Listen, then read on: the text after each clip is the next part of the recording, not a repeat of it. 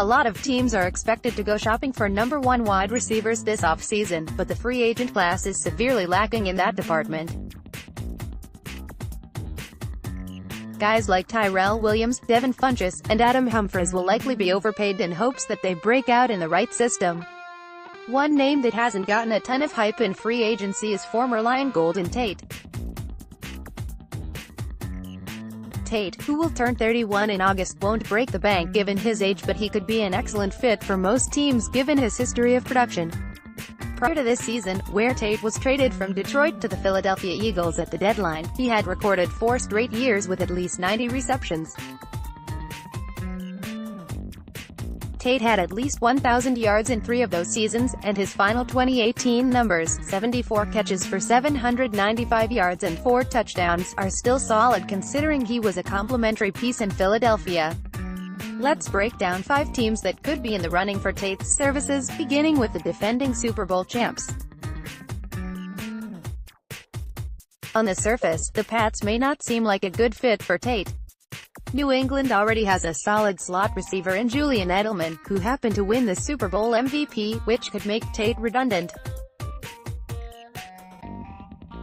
The Pats do have questions at receiver, however, with Chris Hogan slated to become a free agent and Josh Gordon gone indefinitely due to more substance abuse problems. Rob Gronkowski is also a candidate to retire, so New England may need an infusion of weapons to help Tom Brady pursue his 3rd title in the past 4 years. Bill Belichick is known to value smart football players, and Tate certainly qualifies as a smart player.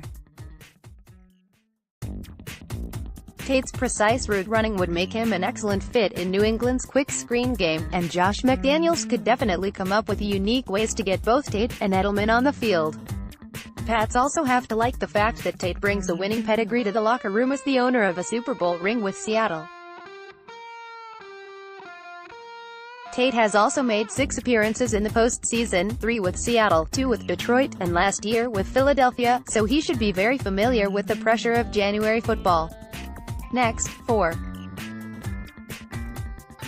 Indianapolis Colts. Page 2. Use your arrows to browse the Kansas City. Mo. January 12. Indianapolis Colts quarterback Andrew Luck, 12, throws a pass in the snow warming up before an AFC divisional round playoff game between the Indianapolis Colts and Kansas City Chiefs on January 12, 2019 at Arrowhead Stadium in Kansas City, Missouri.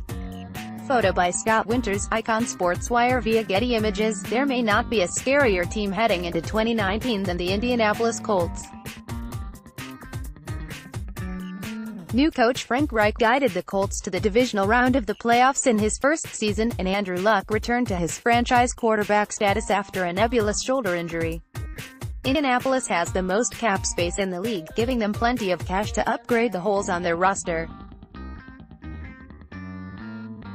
While most of the attention has been focused on adding to the Indianapolis defense, the Colts could use more dependable weapons for Luck on the outside.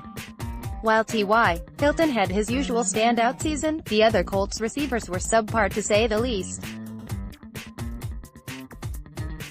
Chester Rogers was Indianapolis's 2nd most productive receiver, and he only caught 53 passes for 485 yards and 2 touchdowns.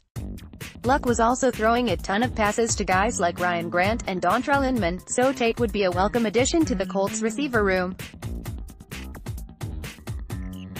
Tate would fit in nicely as the Colts slot receiver, giving Luck a go-to guy on 3rd downs and helping clear out room in the middle of the field for tight end Eric Ebron. Use your arrows to browse.